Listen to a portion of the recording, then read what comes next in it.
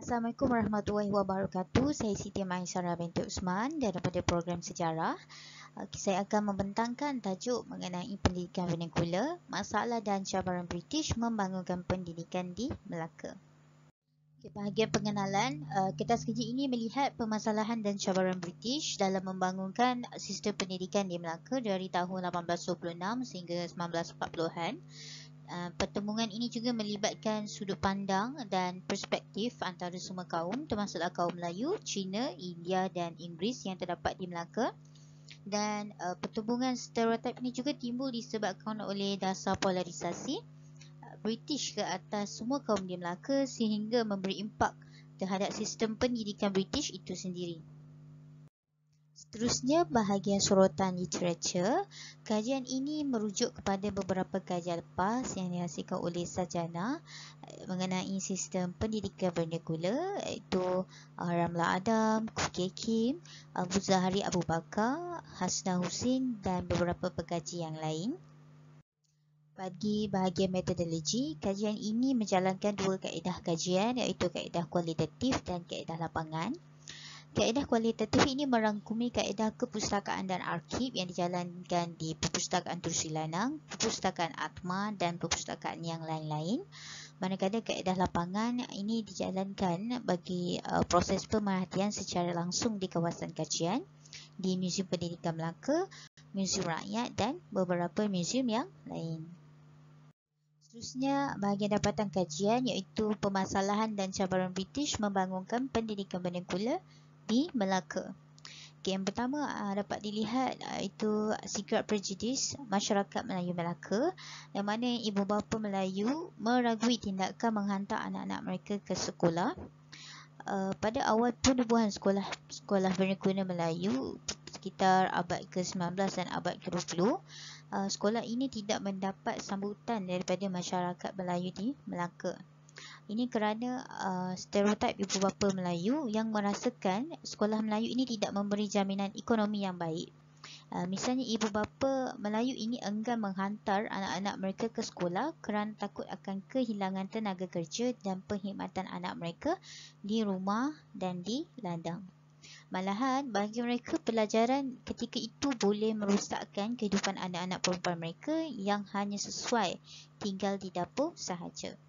Seterusnya, mereka juga berpandangan bahawa anak-anak mereka bersekolah ataupun tidak, mereka tetap berada di lapisan hierarki yang terbawah, yang mana bagi mereka tindakan untuk menghantar anak-anak ke sekolah ini lebih menguntungkan kerana pada ketika itu mereka menjalankan kegiatan aktiviti pertanian tanpa apa-apa alatan bantuan jentera. Jadi sudah tentu mereka memerlukan tenaga kerja daripada anak-anak mereka sendiri. Seterusnya, mereka juga berpandangan bahawa sekolah Inggeris ini akan mengkristiankan anak-anak mereka, yang mana mereka juga mengatakan bahawa sekolah ini suci untuk daripada usaha pengkristianan juga adalah keterlaluan bagi masyarakat Melayu Melaka, sehingga mereka merasakan sekolah Inggeris ini akan memurtadkan anak-anak mereka seperti yang terpancar dalam akhbar Suara Benar. Dan mereka juga berpandangan bahawa Inggeris itu adalah kafir ataupun Kristian. Malah dengan menghantar anak-anak mereka ke sekolah Inggeris itu juga ibarat menghantar anak-anak mereka ke neraka. Kedua, iaitu campur tangan politik daripada negara China.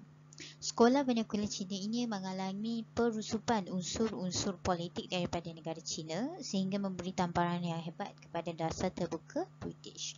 Sejak revolusi 1911 di China, semua sistem persekolahan China di Melaka mulai berubah. Pada tahun 1925, buku teks daripada negara China juga mulai diperkenalkan di sekolah-sekolah vernacular di Melaka. Menurut Haris Matjadi, sekolah Cina ini ibarat sebuah negeri Cina yang kecil, dan golongan revolusioner dan reformis juga berusaha mendapatkan sokongan orang Cina daripada seberang laut, malah usahanya melebihi kerajaan Manchu. Pergulingan kerajaan Manchu pada tahun 1919 juga membawa kepada pembentukan rejim Kuomintang iaitu KMT. Jadi KMT ini terus-menerus menyalurkan bantuan dan khidmat nasihat mengenai sistem pentadbiran sekolah di semua sekolah Cina di Melaka. Malah turut menjalankan aktiviti rombongan pelajaran untuk melawat sekolah-sekolah Cina di Melaka dengan tujuan mendapatkan jaminan daripada sekolah Cina ini diberi penjelasan tentang aspirasi baru mereka dan ideologi Republik Rakyat Cina. Usaha KMT ini juga semakin giat dengan tertubuhnya cawangan di Tanah Melayu pada tahun 1912 dan usaha ini mendapat sambutan daripada kalangan murid, guru-guru dan pengurus sekolah Cina di Tanah Melayu. Ini telah membimbangkan British yang terpaksa bersaing dengan KMT yang cuba mendominasi pentadbiran dan menyebarkan ideologinya di sekolah-sekolah Cina. Menurut Victor Purcell yang merupakan pelawat sekolah Cina pada ketika itu, mengatakan sekolah-sekolah Cina ini beransur-ansur menjadi alat daya politik dari luar yang matlamatnya bertentangan dengan dasar British. Seterusnya yang ketiga, kemudahan infrastruktur yang bermutu rendah di sekolah penengkulan Tamil. Keadaan yang serba kekurangan dan sikap British yang tidak mempedulikan untuk mempertingkatkan bantuan dan mutu sekolah Tamil ini menyebabkan mereka kurang berminat dengan usaha British. Orang India ini juga hanya diberi kemudahan asas daripada majikan mereka, malah tiada peluang pendidikan yang diambil kira oleh majikan. Matlamat utama penubuhan sekolah penengkulan Tamil juga adalah untuk menghalang pekerja-pekerja mereka ini daripada pulang ke negara asal setelah tamat kontrak. Dan bagi British, cukup hanya sekadar tertubuhnya sekolah di ladang estate ini untuk memastikan pekerja terus tinggal di Melaka. Dan kekurangan pelajar juga telah menyukarkan sekolah penengkulan Tamil ini untuk terus beroperasi, yang mana keengganan daripada pemilik ladang untuk menyediakan peruntukan bangunan sekolah juga menyebabkan mereka ini tidak berminat dengan sekolah Tamil, yang mana bangunan sekolah juga hampir runtuh dan didirikan di rumah asap. Yang seterusnya, proses pengajaran dan pembelajaran yang kurang menggalakkan, tenaga pelajar yang tidak berkelayakan dan tiada sukatan pelajaran yang dijadikan panduan di sekolah Tamil telah menyebabkan sekolah-sekolah penengkulan ini bermutu rendah, yang mana guru-guru ini terdiri daripada mandor, konduktor, estate, pandai Hindu, pembancu ubat, buruh yang bersara atau sesiapa sahaja yang boleh menulis dan membaca bahasa Tamil. Dan pelajaran juga bergantung kepada apa yang diketahui oleh guru tersebut, dan gaji yang rendah juga menjadi punca bidang perguruan ini tidak diminati oleh masyarakat India, kerana bagi mereka gaji sebagai buruh itu lebih menguntungkan. Yang keempat, masalah kewangan dan fizikal sekolah penengkulan Inggeris. Masalah kewangan merupakan masalah utama sekolah Inggeris di Melaka. Sekolah persendirian terpaksa meminta bantuan daripada kerajaan dan menjadi sekolah bantuan kerajaan. Melaka High School pada awalnya dikenali sebagai Melaka Free School, yang mana Badan Mubalik Kristian terpaksa menyerahkan bangunan sekolah tersebut kepada British kerana bangunan terlalu lama yang perlu dibaiki dan kekurangan dana, dan pada 1 Ogos 1878 telah berpindah milik kepada British.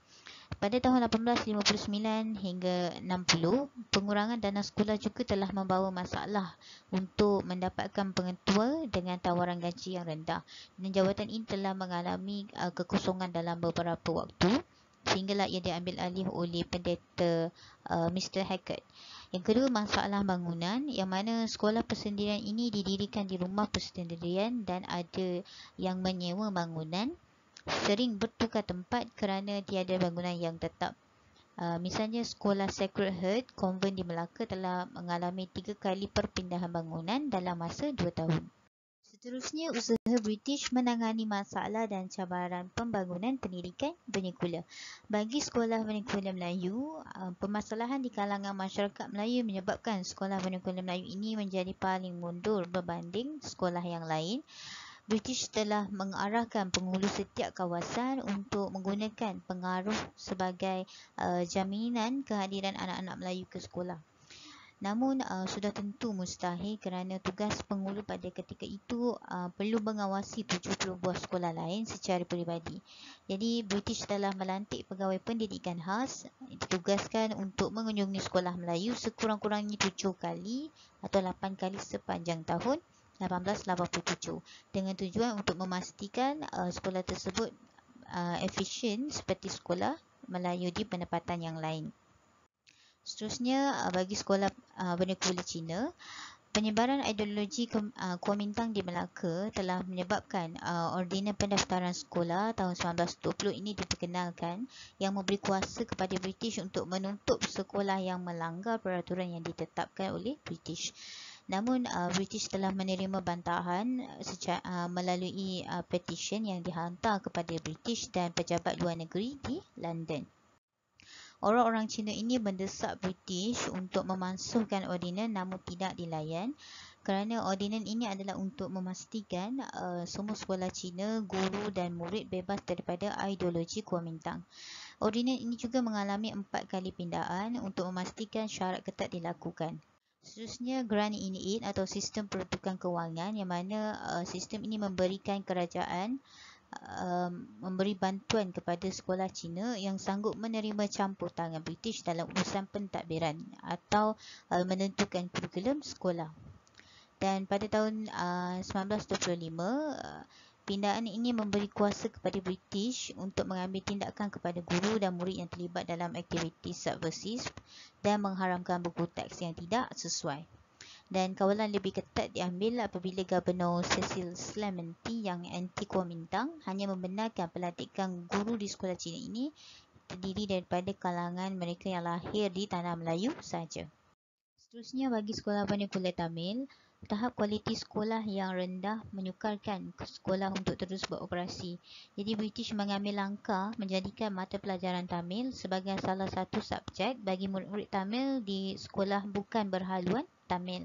Misalnya sekolah Tarangera di Melaka, namun langkah ini tidak berjaya mengatasi masalah kehadiran murid Tamil ke sekolah.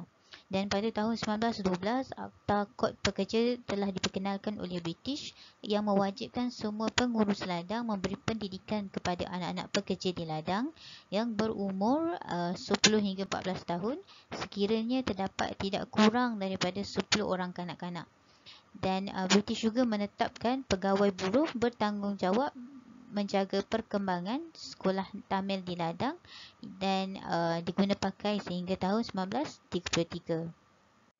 Dan secara kesimpulannya, tidak dinafikan liku-liku perjalanan British ke arah pembangunan sistem pendidikan vernacular di Melaka ini membuahkan hasil. Terdapat lebih banyak lagi sekolah-sekolah yang dibuka sebaik sahaja tamat pemerintahan British di Melaka sehinggalah hari ini yang masih meneruskan tradisi dan legasi pengajaran serta pembelajaran gaya British.